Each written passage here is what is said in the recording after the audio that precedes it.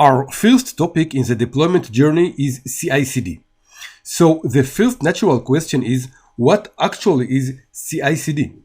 So as you can guess, Cicd is an acronym and it stands for Continuous Integration and Continuous Delivery. Sometimes you will find deployment instead of delivery, but it's the same idea. What this means is the full automation of the integration and delivery stages. In other words, after completing the development, we have the integration and delivery stages in the software lifecycle, and we want these two to be automated. Now, what exactly are integration and delivery? It's important we will all be on the same page, so we'll talk about the same thing. So let's look at a typical schedule of system development. Now note, this timeline begins after the development is done because it's not relevant for our discussion, but of course it comes before the build stage and it's probably the most important stage of all. So back to our timeline. So first we have the build stage. In this stage we build the code written by the developers so that the computer it will run on will be able to run it. Next we have unit tests, which test the smallest units of code, usually methods. Then we have integration tests, which test the software itself, or in our case, the service itself. Then the staging, where the software is deployed in an environment simulating the production environment for verification tests. And finally, the software goes to production.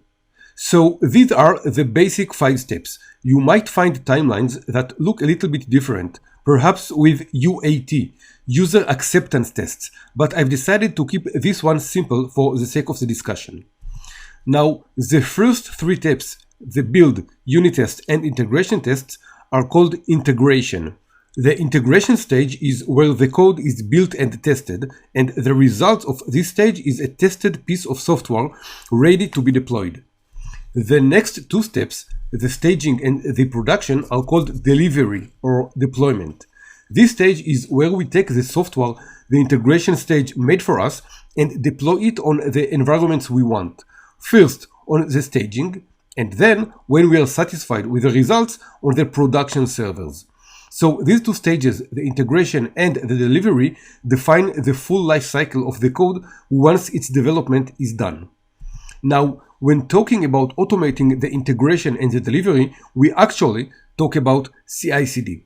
We want to be able to perform the integration and the delivery continuously with no interruptions and very, very quickly. In fact, in well-organized microservices environments, updates are pushed to their production every few minutes. That's a stark difference from the traditional monolith, which might get updates every few months. So let's see, why use Cicd? What's the motivation here?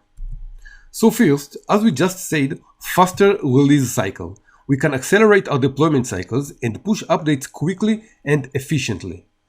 Next is reliability.